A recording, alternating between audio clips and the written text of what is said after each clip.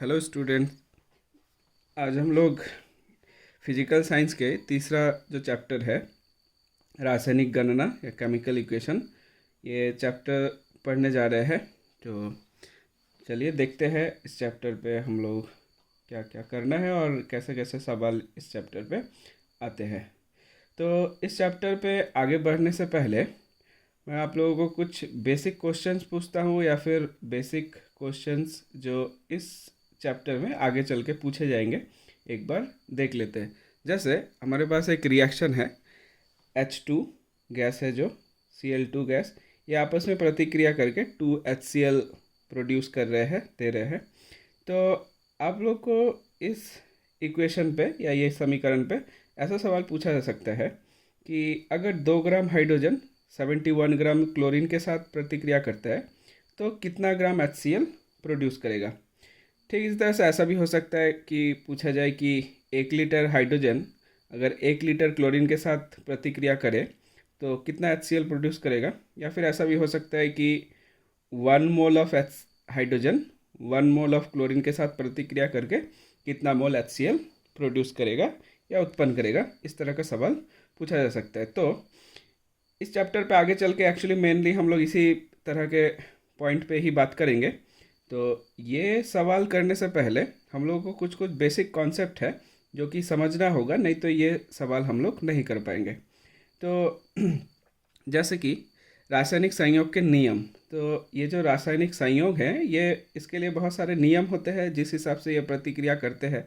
अगर ये नियम हम लोग को पता नहीं होगा तो हम लोग इस तरह का सवाल नहीं लगा पाएंगे।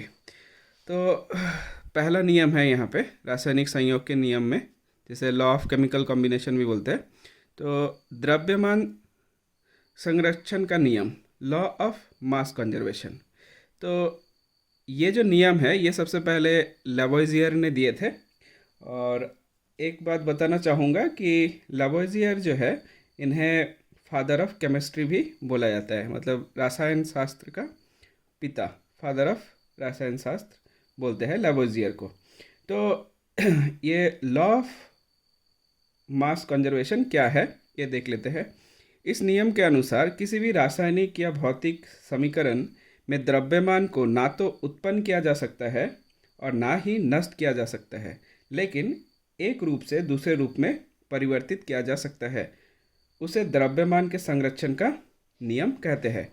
मतलब कि इस नियम के अनुसार अगर हम लोग कोई भी प्रतिक्रिया करते हैं किसी भी परमाणु या फिर अणु के साथ, तो वो लोग आपस में तो प्रतिक्रिया करेंगे और नया कुछ बनाएंगे, लेकिन इन लोगों के जो द्रव्यमान है उनमें कोई परिवर्तन नहीं होगा। अगर नहीं समझ में आया तो थोड़ा सा आगे देखिए तो सब समझ में आ जाएगा। देखिए मतलब इस पे क्या होगा, बेसिकली क्रिया कारकों का कुल द्रव्यमान उत्पादों का कुल द्रव्यमान के बराबर होगा। कैसे? जैसे मान लीजिए सपोज हम लोगों ने ऊपर एक समीकरण लिया था जो H2 गैस क्लोरीन गैस के साथ प्रतिक्रिया करके 2HCl प्रोड्यूस कर रहा है। तो यहाँ पे अगर हाइड्रोजन का अगर हम लोग अनुभार देखेंगे तो वो है 2, मतलब एक हाइड्रोजन का परमाणु भार है 1, तो 1 × 2, यहाँ पे 2 हाइड्रोजन है इसलिए 1 × 2 होगा तो इक्वल टू 2 ग्राम। और इसी तरह से क्लोरीन के लिए, क्लोरीन का 35.5 होता है, तो यहाँ पे 2 क्लोरीन के एटम है Cl2 अणु में, तो जिस वजह से 35.5 × 2 मतलब 71 ग्राम। तो इन दोनों को अगर ऐड करते हैं 71 + 2 73 ग्राम होता है। तो मतलब ये हम लोग का जो बाएं साइड है, मतलब इसको हम लोग बोलते हैं अगर लेफ्ट हैंड साइड और ये राइट हैंड साइड, तो लेफ्ट हैंड साइड का जो द्रव्यमान हुआ वो 73 ग्राम हुआ।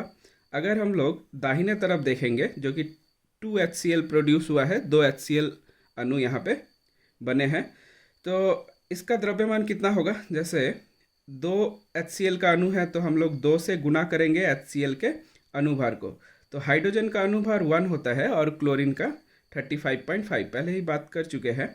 तो अगर इनको जोड़ेंगे तो 35.5 + 1 36.5 होगा। 36.5 को अगर 2 से गुना करेंगे तो 73 ग्राम होगा। तो मतलब क्या है, आप अगर देखें तो हम लोग का LHS जो कि लेफ्ट हैंड साइड था यहाँ पे भी 73 ग्राम है और राइट हैंड साइड जो है यहाँ पे भी 73 ग्राम है। मतलब तो यही हम लोग का द्रव्यमान संरक्षण का नियम है, जो कि लॉ ऑफ मास कंजर्वेशन है।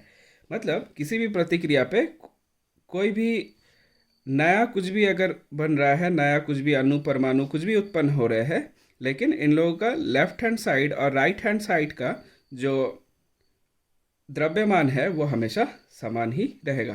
तो आगे हम लोग और भी कुछ थ्योरी देख लेते हैं इस चैप्टर से, उसके बाद हम लोग कुछ सवाल करेंगे। तो ये सवाल करने के लिए अभी भी और एक दो चीज़ हम लोगों को पता होना चाहिए, तभी हम लोग कर पाएंगे। जैसे यहाँ पे एक बहुत ही इम्पॉर्टेंट चीज़ है जो कि बैलेंसिंग जिसे बोलते हैं, मतलब संतुलित करना। जैसे यहाँ पे H2 + Cl2, यहाँ पे HCl है, तो इसके आगे हम लोग 2 लगाए हैं, बट यहाँ पे क्लोरीन और हाइड्रोजन के आगे 2 नहीं है। तो ऐसा क्यों होता है या कैसे होता है ये हम लोग देखेंगे। तो यहाँ पे आप लोग देख सकते हैं। तो कैसे करेंगे हम लोग संतुलित समीकरण या बैलेंसिंग केमिकल इक्वेशन, ये कैसे करेंगे। जैसे हम लोग H2 + O2 हाइड्रोजन और ऑक्सीजन आपस में प्रतिक्रिया करने पर H2O बनाते हैं। तो ये जो समीकरण है ये संतुलित है या नहीं है, ये हम लोग को चेक करना है पहले। तो कैसे चेक करेंगे, देखिए अगर हम लोग LHS लेफ्ट हैंड साइड का बात करें, मतलब बाएं तरफ, और राइट हैंड साइड दाहिने तरफ, तो लेफ्ट हैंड साइड पे अगर हम लोग देखें तो यहाँ पे हाइड्रोजन जो है यहाँ पे 2 है, हाइड्रोजन का 2 परमाणु है। उसी तरह से ऑक्सीजन अगर देखें लेफ्ट हैंड साइड पे ही है, ऑक्सीजन का 2 परमाणु है। अगर हम लोग राइट हैंड साइड पे देखें तो यहाँ पे H2O जो है वाटर मतलब पानी, तो इस पे हाइड्रोजन का 2 परमाणु है और ऑक्सीजन का 1 परमाणु है। तो संतुलित समीकरण बनाने के लिए हमें क्या करना होता है, हमें लेफ्ट हैंड साइड में और राइट हैंड साइड पे जो अणु है उनका संख्या बराबर होना चाहिए। तो कैसे करेंगे ये, तो जैसा कि हम लोग देख लिए यहाँ पे हाइड्रोजन 2 है, यहाँ पे ऑक्सीजन 2 है, और इधर हाइड्रोजन 2 है, ऑक्सीजन 1 है। मतलब यहाँ अंतर आ रहा है, अंतर यहाँ पे ऑक्सीजन पे है। जैसे यहाँ पे ऑक्सीजन 1 है लेकिन यहाँ पे ऑक्सीजन 2 है। तो कैसे करेंगे, यहाँ पे नियम ये है कि हम लोग हमेशा आगे गुना कर सकते हैं, यहाँ पे पीछे कुछ भी नहीं लगा सकते। तो अगर हम लोग H2O जो अणु है इसे अगर 2 से गुना करते हैं, यहाँ पे अगर हम लोग 2 से गुना करते हैं तो हाइड्रोजन का अणु कितना हो जाएगा, 2 दूने 4, और ऑक्सीजन का अणु हो जाएगा 2 एकम 2। मतलब हम लोगों के राइट हैंड साइड पे हाइड्रोजन हो जा रहा है 4 और ऑक्सीजन हो जा रहा है 2। और अब हम लोग लेफ्ट हैंड साइड पे चेक करते हैं। लेफ्ट हैंड साइड पे हम लोग का हाइड्रोजन 2 था और ऑक्सीजन भी 2, लेकिन हमें क्या चाहिए, हमें चाहिए हाइड्रोजन 4 चाहिए। तो 4 कैसे होगा, अगर हम लोग ये जो हाइड्रोजन है इसे अगर सामने 2 से गुना कर देते हैं तो हम लोग के लेफ्ट हैंड साइड पे भी हाइड्रोजन 4 हो जाएगा। तो अगर ऐसा करते हैं तो हम लोगों का हाइड्रोजन का संख्या इधर लेफ्ट हैंड साइड पे 4, राइट हैंड साइड पे 4, ऑक्सीजन का संख्या लेफ्ट हैंड साइड पे 2, राइट हैंड साइड पे भी 2, मतलब अब ये बैलेंस हो गया। तो इसे ही बैलेंस करना बोलते हैं। तो ये समीकरण कैसे बैलेंस हुआ, अब इसको हम लोग फिर से लिखेंगे कि H2 + O2 बराबर, यहाँ पे 2 से मल्टीप्लाई किए हैं तो यहाँ पे 2 H2O, और यहाँ पे हाइड्रोजन को हम लोग बस 2 से गुना किए थे तो हाइड्रोजन के आगे भी हम लोग 2 लगाएंगे। तो इस तरह से ये समीकरण बैलेंस हो जाता है। सेम इसी तरह से हम लोग CH4 + O2, CO2 + H2O, ये जो रिएक्शन है इसको भी बैलेंस कर सकते हैं हम लोग सामने मल्टीप्लाई करके। जिस पे कमी आ रहा है उसके आगे हम लोग मल्टीप्लाई करेंगे। आप लोग खुद से ये ट्राई कर सकते हैं। जैसे ये एक समीकरण हुआ, इसे भी हम लोग बैलेंस किए हैं, इसे भी बैलेंस किए हैं। आप लोग ये देख सकते हैं कि मैंने कैसे करके किया है। आप लोग खुद से एक बार ट्राई करेंगे तो आ जाएगा। तो अब हम लोग सवाल पे आते हैं इस चैप्टर के। अच्छा, सवाल पे जाने से पहले हम लोग कुछ चीज़ और देख लेते हैं जो इस चैप्टर पे बार बार आप लोगों को देखने को मिलेगा और जिससे कन्फ्यूज़न क्रिएट होगा। तो 2 टर्म हम लोग पहले ही क्लियर कर लेते हैं। एक आप लोग को यहाँ पे देखने को मिलेगा STP और NTP। कोई भी प्रतिक्रिया यहाँ पे होगा, बताया जाएगा कि ये जो प्रतिक्रिया है ये STP पे किया गया है, ये NTP पे किया गया है। तो ये कुछ भी नहीं है। जैसे मान लीजिए कोई भी रिएक्शन है या कोई भी प्रतिक्रिया है, सपोज हम लोग दो दो अलग अलग मान लीजिए केमिकल्स लेते हैं, रसायन, और इन्हें एक दूसरे के साथ मिलाते हैं, मिला करके या तो कुछ बनेगा या कुछ भी हो सकता है यहाँ पे। तो ये जो हम लोग प्रतिक्रिया किए हैं, ये किस हालत पे किए हैं, मतलब ये जब प्रतिक्रिया हम लोग कर रहे थे तो हम लोग क्या घर के अंदर कर रहे थे या घर के बाहर कर रहे थे, हम लोगों का वायु दाब कितना था इस समय। तो ये सारा इन्फॉर्मेशन जो है यही एसटीपी और एनटीपी देता है। जैसे एसटीपी का मतलब होता है स्टैंडर्ड टेम्परेचर एंड प्रेशर, मतलब जो तापमात्रा और दाब है वो स्टैंडर्ड स्टेट में है, मतलब मानक स्टेट पे है। तो ये क्या होता है, यहाँ पे अगर कहीं पे लिखा होगा कि ये जो प्रतिक्रिया है ये एसटीपी पे किया गया है, उसका मतलब ये हम लोग को पता चल रहा है कि वो जो प्रतिक्रिया किया गया है वो या तो 273 डिग्री के पे किया गया है या 0 डिग्री सी टेम्परेचर पे किया गया है, और उस समय दबाव था 1 बार या फिर 100 किलो पास्कल या फिर 760 मिलीमीटर ऑफ मरकरी। ऐसा ही अगर कहीं पे लिखा है एनटीपी तो इससे हम लोग को ये पता चलेगा नॉर्मल टेम्परेचर एंड प्रेशर, मतलब सामान्य ताप और दाब। तो इसका मान क्या होता है, अगर कोई भी प्रतिक्रिया एनटीपी पे किया गया है तो उस वक्त वहाँ पे टेम्परेचर रहा होगा 20 डिग्री सी, इसको हम लोग केल्विन पे बदलेंगे तो 293.15 केल्विन आएगा, और प्रेशर लिया गया होगा तब 1 एटमॉस्फेरिक प्रेशर, और जो मोलर आयतन है, मोलर वॉल्यूम, वो एसटीपी पे 22.4 लीटर लेंगे हम लोग, और एनटीपी पे भी ये 22.4 लीटर लेंगे। ये एक्चुअली इससे थोड़ा सा अलग होता है, लेकिन हम लोग हमारे कैलकुलेशन पे यही वाला यूज़ करेंगे 22.4 लीटर। ओके, और एक मैं बता दूं, ये आप लोग के सिलेबस पे नहीं है तब भी मैं बता दूं कि और एक इंडिकेटर होता है एसएटीपी। एसएटीपी क्या है, standard ambient pressure and temperature.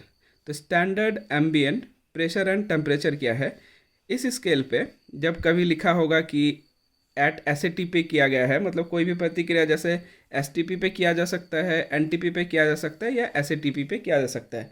तो अगर कहीं पे लिखा है कि एसएटीपी पे किया गया है, उससे हम लोग को ये पता चलेगा कि ज़रूर उस समय टेम्परेचर रहा होगा 298.15 के या 25 डिग्री सेंटीग्रेड, और प्रेशर रहा होगा 1 बार, और मोलर आयतन 24.5 लीटर यहाँ पे लेते हैं। और एक इक्वेशन और एक समीकरण जो हम लोग को यहाँ पे आगे यूज़ करना होगा वो मैं और एक बार बता देता हूँ। ये होगा 2 गुने वाष्प घनत्व, वाष्प घनत्व को वेपर डेंसिटी बोलते हैं, इसलिए 2 गुने वाष्प घनत्व इक्वल टू आणविक द्रव्यमान, मतलब मोलर मास, इसको कैपिटल एम से दिखाया है। तो हम लोग लिखे हैं कि m बराबर 2 गुने वी डी वेपर डेंसिटी, मतलब आणविक द्रव्यमान बराबर 2 गुने वाष्प घनत्व। तो ये जो समीकरण और ये जो कुछ कुछ नियम है, ये नियम के द्वारा ही हम लोग आगे का सवाल कर पाएंगे। तो अगर आप लोग को ये नियम समझ में नहीं आया है तो आप लोग एक बार फिर से नियम को अच्छी तरह से समझिए, फिर आगे बढ़िए। तो अब हम लोग आगे बढ़ते हैं और देखिए क्या होता है। आप लोग को अगर नहीं समझ में आया तो पॉज होकर आप लोग फिर से वीडियो को रिपीट करके एक बार फिर से जो नियम है ये देख सकते हैं, समझ सकते हैं। आपके पास जो भी बुक है उसको फॉलो कर सकते हैं, तभी हम आप लोगों को ये सारा सवाल समझ में आएगा। तो चलिए एक सवाल लेते हैं। जैसे एक रिएक्शन है, 50 ग्राम कैल्शियम कार्बोनेट को तनु HCl की अधिकता में प्रतिक्रिया कर कितना ग्राम CO2 गैस उत्पन्न करेगा। अगर मान सिंपल सा सवाल ये है कि अगर कैल्शियम कार्बोनेट 50 ग्राम लिया जाए और उसे हम लोग HCl के साथ, हाइड्रोक्लोरिक एसिड के साथ प्रतिक्रिया करवाते हैं तो हमें कितना ग्राम CO2 गैस प्राप्त होगा। सवाल बस यही है। तो देखिए यहाँ पे क्या है, तो जैसा कि इसे अगर हम लोग इसका समीकरण बनाते हैं तो ऐसा होगा CaCO3 प्लस HCl देगा CaCl2 plus H2O plus CO2। इसे हम लोग बैलेंस कर लिए हैं, जो पीछे वाला तरीका हमने बताया उसी तरीके से हम लोग इसको बैलेंस कर सकते हैं।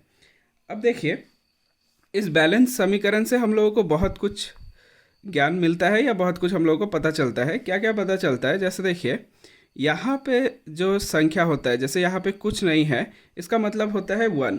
अगर कहीं पे कुछ नहीं है आगे, इसका मतलब है 1।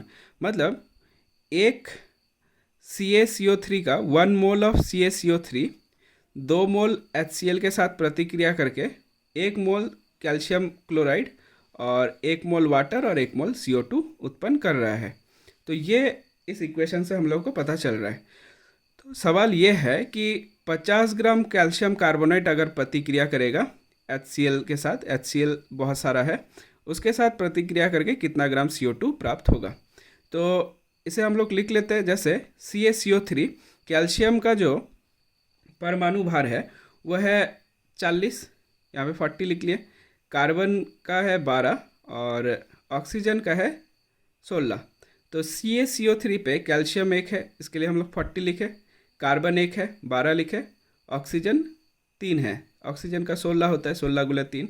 तो इनको हम लोग ऐड करेंगे, जोड़ेंगे तो 100 आएगा। इसी तरह से CO2 है, CO2 को अगर हम लोग जोड़ते हैं, कार्बन का जो परमाणु भार है वह है 12, ऑक्सीजन का 16 और ऑक्सीजन यहाँ पे 2 है, इसलिए 2 से गुना करेंगे तो आएगा 44 ग्राम। तो मतलब इस समीकरण से हमें ये पता चल रहा है कि अगर 100 ग्राम कैल्शियम कार्बोनेट बहुत अधिक या बहुत सारा HCl के साथ प्रतिक्रिया करते हैं तो वो मैक्सिमम 44 ग्राम CO2 ही प्रोड्यूस कर सकते हैं, इससे ज़्यादा नहीं कर सकते। मतलब 100 ग्राम calcium carbonate when react with HCl ये 44 ग्राम CO2 प्रोड्यूस करेगा। तो हमें पूछा गया है कि जब 50 ग्राम कैल्शियम कार्बोनेट प्रतिक्रिया करेगा तो कितना ग्राम CO2 गैस उत्पन्न होगा। तो अभी जो हम लोग टेक्निक यूज़ करने वाले हैं वो बिल्कुल आसान तरीका है, ये आप लोग गणित पे पहले भी पढ़ चुके हैं। जैसे मान लीजिए अगर 5 कलम का मूल्य अगर 10 रुपया हुआ तो 2 कलम का मूल्य कितना होगा। इसके लिए हम लोग क्या करते हैं, एक ही नियम लगाते हैं कि 5 कलम का मूल्य 10 रुपया, तो 1 कलम का मूल्य 10/5 मतलब 2 रुपया बराबर 2। और अगर हम लोग 2 कलम का निकालना चाहे तो हम लोग क्या करेंगे, 10/5 गुने 2 मतलब कितना आ जाएगा आपका, 2 दूना 4 रुपये, है ना, 4 रुपये। तो ये जो कैलकुलेशन जो आप लोग बहुत ही छोटे छोटे क्लास पे देखे हैं, क्लास 5 पे, 6 पे, 7 पे या शायद हर क्लास पे आप लोगों को आया होगा, तो यही वाला जो टेक्निक है वो हम लोग अब यहाँ पे यूज़ करेंगे। तो हम लोग को बस इक्वेशन से ये सारा इन्फॉर्मेशन पता चल गया कि इतना ग्राम है और ये इतना ग्राम दे रहा है। तो हम लोगों को सवाल पूछा गया है कि 50 ग्राम के लिए कितना होगा। तो बस यही एक नियम हम लोग को फिर से लगाना है। 100 ग्राम कैल्शियम कार्बोनेट से हम लोगों ने देखा कि 44 ग्राम था यहाँ पे, तो 44 ग्राम CO2 प्राप्त होता है। इसलिए 1 ग्राम से के लिए 1 ग्राम से कितना प्राप्त होगा, 44/100 ग्राम CO2। उसी तरह से 50 ग्राम के लिए कितना होगा, इसको गुना कर देना है तो आएगा 22 ग्राम। तो हम लोग का उत्तर हो गया 22 ग्राम। मतलब अगर 50 ग्राम कैल्शियम कार्बोनेट अगर HCl के साथ प्रतिक्रिया करता है तो वो 22 ग्राम CO2 प्रोड्यूस करेगा। इस तरह से दूसरा सवाल हम लोग करेंगे। तो देखिए इन सारे सवाल पे जो सबसे ज़्यादा इम्पॉर्टेंट चीज़ है वो है इसका संतुलित समीकरण। आप लोगों को अगर संतुलित समीकरण बनाना नहीं आएगा तो आप लोग ये इस तरह का सवाल नहीं कर सकते हैं। और संतुलित समीकरण से हमें क्या क्या इन्फॉर्मेशंस मिलता है, हमें क्या क्या चीज़ों का पता चलता है, वो भी हम लोग को यूज़ करना होगा यहाँ पे, नहीं तो हम लोग नहीं कर पाएंगे। जैसे और एक सवाल देखते हैं, यहाँ पे है जब 130.8 ग्राम जिंक तनु सल्फ्यूरिक अम्ल के साथ प्रतिक्रिया करता है जो, तो कितना हाइड्रोजन गैस उत्पन्न होगा। तो बताया गया है कि जब यहाँ पे जिंक जो कि Zn है, जिंक तनु H2SO4 जो है सल्फ्यूरिक अम्ल जो है H2SO4 तनु डाइल्यूटेड, तो डाइल्यूटेड H2SO4 के साथ अगर प्रतिक्रिया करता है और ये क्या बनाएगा, ZnSO4 प्लस H2, है ना, ये प्रतिक्रिया है। आप लोग को ये तो पता होगा कि जब भी कोई भी धातु अगर किसी भी एसिड के साथ प्रतिक्रिया करता है तो लवण और हाइड्रोजन गैस को लिबरेट करता है। तो यहाँ पे भी ऐसा ही हुआ है। तो इस तरह का रिएक्शन बनाना बहुत आसान है। आप लोगों को बस उसका लवण बनाना है। लवण मतलब उस पर कैटायन और एनायन, जो कैटायन एनायन होते हैं उसे ही लवण बोलते हैं। और यहाँ पे हाइड्रोजन गैस निकलना ही है। किसी भी धातु के साथ अगर कोई भी एसिड, कोई भी अम्ल प्रतिक्रिया करता है तो वो एक लवण बनाएगा और हाइड्रोजन गैस उत्पन्न करेगा। हाइड्रोजन सेम रहेगा, लवण अलग अलग होगा, अलग अलग धातुओं और एसिडों के लिए। तो इस सवाल पे भी हमें यह पता चल रहा है, देखिए ये हम लोगों का बैलेंस समीकरण है, मतलब ये दोनों तरफ बराबर है, लेफ्ट हैंड साइड और राइट हैंड साइड बराबर है। तो इस सवाल पे देखिए यहाँ पे हाइड्रोजन 1 मोल है, इसके आगे कुछ नहीं है, मतलब एक है। H2SO4 भी एक है, ZnSO4 भी एक है, H2 भी एक है। तो हम लोगों को यहाँ पे जो संपर्क लाना है वो जिंक और हाइड्रोजन के साथ लाना है, क्योंकि हाइड्रोजन गैस के बारे में पूछा गया है। तो जिंक का जो परमाणु भार है वो है 65.4 ग्राम। इसका परमाणु द्रव्यमान जो है वो है 65.4 ग्राम। और यहाँ पे H2 का अगर हम लोग निकालते हैं तो हाइड्रोजन का 1 होता है, 1 × 2 2 ग्राम। तो देखिए अब आगे, तो मतलब 65.4 ग्राम से हमें हाइड्रोजन कितना मिल रहा है, 2 ग्राम। तो 65.5 ग्राम जिंक से 2 ग्राम हाइड्रोजन प्राप्त होता है। इसलिए 1 ग्राम से कितना प्राप्त होगा, 2/65.4। इसलिए जितना के लिए पूछा गया है 130.8 के लिए क्या होगा, 2 × 130.8/65.4। तो इसको हम लोग काटेंगे तो यहाँ पे 4 ग्राम आ जाएगा। तो ये इसका उत्तर हो गया। अब और एक सवाल देखते हैं यहाँ पे। तो 8 ग्राम ऑक्सीजन उत्पन्न करने के लिए कितना KClO3 की आवश्यकता होगी। पूछा गया है कि 8 ग्राम ऑक्सीजन को अगर हम लोगों को बनाना है तो उसके लिए हम लोगों को कितना ग्राम KClO3 चाहिए। तो आप लोग अगर प्रिपरेशन ऑक्सीजन बनाना सीखे होंगे, भी छोटे क्लास पे अगर रहा होगा कि ऑक्सीजन कैसे बनता है, तो आप लोग देखे होंगे कि अगर हम लोग KClO3 को हीट करते हैं, गर्म करते हैं in presence of MnO2 manganese dioxide के साथ, तो KCl और O2 बनता है। तो ये रिएक्शन बैलेंस नहीं है, बैलेंस करने के लिए इसके आगे 2 लगाएंगे, इसके आगे 2 लगाएंगे, यहाँ पे 3 लगाएंगे, तो ये बैलेंस हो गया। अब हम लोगों को क्या निकालना है, यहाँ पे बताया गया है कि 8 ग्राम ऑक्सीजन के लिए कितना KClO3 लगेगा। तो इसका भी हम लोग अनुभार निकाल लेते हैं। जैसे यहाँ पे 2 है तो आगे 2 लगाते हैं, K के लिए 39 है और क्लोरीन का 35.5, ऑक्सीजन का 16 होता है, 3 ऑक्सीजन है इसलिए 3 से मल्टीप्लाई करेंगे और यहाँ पे ऑक्सीजन का निकाल लेंगे अनुभार। तो 3 × ऑक्सीजन का 16 होता है, यहाँ पे 2 ऑक्सीजन है इसलिए 2 से गुना करेंगे तो टोटल आएगा यहाँ पे 96 ग्राम, यहाँ पे 245 ग्राम। तो यहाँ पे देखिए 96 ग्राम जो कि ऑक्सीजन है वो प्राप्त होता है हम लोग को 245 ग्राम से। तो हम लोग को पूछा गया है कि 8 ग्राम ऑक्सीजन हम लोगों को प्राप्त करने के लिए कितना KClO3 का ज़रूरत होगा। तो देखिए यहाँ पे जो चीज़ हम लोग को निकालना होता है एक एक नियम को, उसको हमेशा हम लोग राइट साइड पे रखते हैं, दाहिने तरफ। तो जैसा कि हम लोग को यहाँ पे पूछा गया है कि ऑक्सीजन के लिए कितना KClO3 चाहिए, तो KClO3 का जो अमाउंट होगा, जो उसका मात्रा होगा वो दाहिने तरफ होगा। तो हम लोग अब ऐसा बनाते हैं, 96 ग्राम O2 से O2 उत्पन्न करने के लिए हमें KClO3 का आवश्यकता पड़ता है कितना, 245 ग्राम। तो 1 ग्राम के लिए कितना होगा, 245/96। तो 8 के लिए कितना होगा, इसी के साथ 8 को गुना कर देना है, तो जो आएगा वही इसका उत्तर है। जैसे यहाँ पे 20.42 ग्राम आएगा। इस तरह से और एक सवाल है यहाँ पे, 56 ग्राम KOH को पूर्ण रूप से उदासीन करने के लिए कितना ग्राम सल्फ्यूरिक अम्ल की आवश्यकता होगी। जैसे कि KOH जो है ये बेस है एक, और उदासीन करना है इसको, मतलब न्यूट्रलाइज करना है। तो जब भी हम लोग बेस के साथ अगर हम लोग H2SO4 या एसिड है, जैसे ये एक क्षार है, क्षार के साथ अगर कोई भी अम्ल प्रतिक्रिया करता है तो एक लवण बनता है और जल बनेगा, पानी बनेगा। तो यहाँ पे पूछा गया है कि 56 ग्राम KOH को अगर हम लोग पूरी तरह से उदासीन कर रहे हैं क्या से, H2SO4 से, तो हम लोगों को कितना ग्राम H2SO4 की आवश्यकता होगी।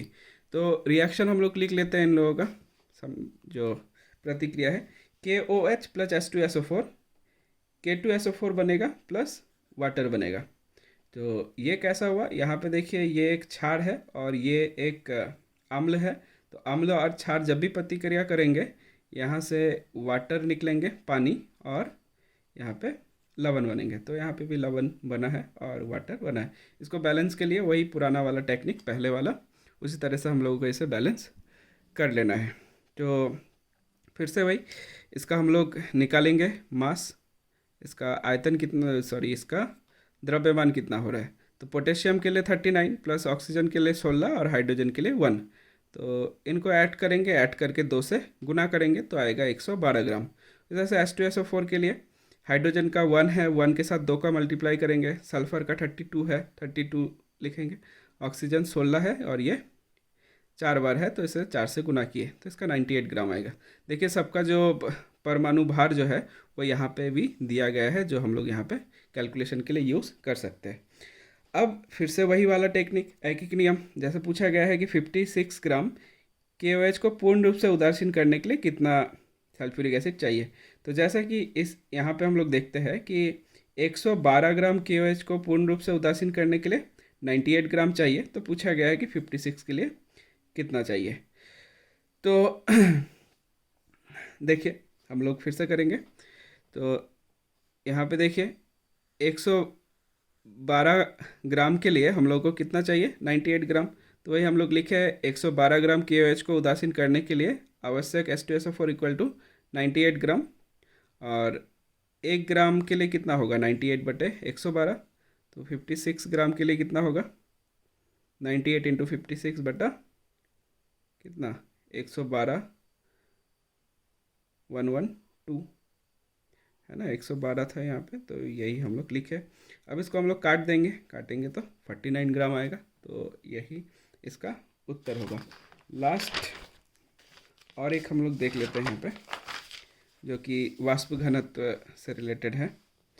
तो यहाँ पे क्या है, जैसे यदि एक गैस का आणविक द्रव्यमान 44 हो तो उसका वाष्प घनत्व बताओ। आणविक द्रव्यमान मतलब m और उसका वाष्प घनत्व मतलब Vd, वेपर डेंसिटी पूछा गया। तो हम लोग एक रिलेशन जानते हैं, संपर्क जानते हैं कि आणविक द्रव्यमान और वेपर डेंसिटी वाष्प घनत्व के बीच क्या है। तो m बराबर होता है, मतलब आणविक द्रव्यमान बराबर 2 गुने वाष्प घनत्व। तो हम लोग को क्या पूछा गया है कि यदि एक गैस का आणविक द्रव्यमान इतना है तो उसका वाष्प घनत्व कितना होगा, मतलब हम लोग को Vd पूछा गया है। तो हम लोग जानते हैं m बराबर 2 इंटू Vd। तो m के जगह पे कितना डालेंगे, ये 44 ग्राम है, तो इसलिए m के जगह पे हम लोग 44 रखें, और ये 2 जो है मतलब Vd बराबर क्या हो जाएगा, Vd बराबर हो जाएगा m बटे 2, है ना, m बटे ये नीचे आ जाता है। तो m के जगह पे हम लोग 44 रखें और ये 2 नीचे आ जाएगा, तो 2 से 44 कटेगा, यहाँ पे 22 आ जाएगा। तो ये जो वेपर डेंसिटी है ये 22 हो जाएगा। तो यही इसका उत्तर है। अब एक और लास्ट सवाल मैं आप लोगों से पूछता हूँ और ये आप लोग ट्राई कीजिए। जैसे दो एक ही समान जार है, जैसे मान लीजिए एक ही समान का जार है दो, इस तरह से, एक में CO2 और दूसरे में NO गैस है। एक में CO2 है और दूसरे में NO गैस है। तापमात्रा दबाव पर भी है, पर भरी है। बताओ किस जार में ऑक्सीजन परमाणु अधिक है और क्यों। अब जैसे सब कुछ समान है, दोनों पे ये सब समान है, तो पूछा गया है कि किस पे ऑक्सीजन परमाणु ज़्यादा है। हम लोग जानते हैं कि जैसे कि दोनों गैस समान मात्रा पे दोनों पे ही है। जैसे 1 मोल कोई भी गैस अगर उनका 1 मोल है तो एसटीपी पे उसका आयतन होता है 22.4 लीटर, 22.4 लीटर। तो यहाँ पे क्या बताया गया है कि यहाँ पे भी जैसे एक ही मोल है, यहाँ पे एक मोल, यहाँ पे भी नहीं, मतलब यहाँ पे भी सिर्फ CO2 है, यहाँ पे भी NO है, और दोनों का आयतन बराबर है। दो एक ही समान जार है, एक में CO2 और दूसरे में NO गैस है। जैसा कि हम लोग जानते हैं समान आयतन अगर दो गैस का है तो उस पर अणुओं का संख्या समान होगा। मतलब 22.4 लीटर अगर हम लोग सपोज अगर पकड़ लेते हैं कि ये जो जार है ये 22.4 लीटर का है, ये जार भी 22.4 लीटर का है, तो इस पर अणुओं का संख्या कितना होगा, यहाँ पे 1 मोल CO2 होगा और इस पर 1 मोल NO होगा। अब देखिए CO2 में अगर हम लोग 1 मोल CO2 ले तो इस पर कार्बन कितने हैं 1 और ऑक्सीजन कितने हैं 2, और इस पर नाइट्रोजन कितने हैं 1, ऑक्सीजन कितने हैं 1। तो जिस वजह से यहाँ पे क्या होगा, तो किस पे ऑक्सीजन परमाणु अधिक है, तो ऑब्वियसली CO2 पे होगा, क्योंकि इसके CO2 के एक अणु में कार्बन की संख्या 1 है, ऑक्सीजन की संख्या 2 है, और NO में नाइट्रोजन की संख्या 1, ऑक्सीजन की संख्या 1 है, जिस वजह से यहाँ पे उत्तर CO2 होगा। तो इस तरह से और भी बहुत सारे सवाल आप लोग कर सकते हैं।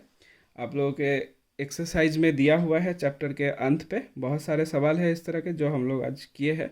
तो आप लोग खुद से ट्राई कीजिए उस तरह का सवाल, और आई होप कि सारा सवाल का उत्तर आप लोग दे पाएंगे। अगर इसके बावजूद भी कोई भी दिक्कत आ रही है, कोई प्रॉब्लम हो रहा है, तो आप लोग ग्रुप पे भी पूछ सकते हैं सवाल कि कौन सा सवाल कैसे होगा। और अगर फिर से सवाल बनाने में अगर दिक्कत हो रहा है, तो आप लोग फिर से एक बार जो थ्योरी मैंने स्टार्टिंग पे बताया, वो आप लोग नियम जो है वो एक बार देख लीजिए।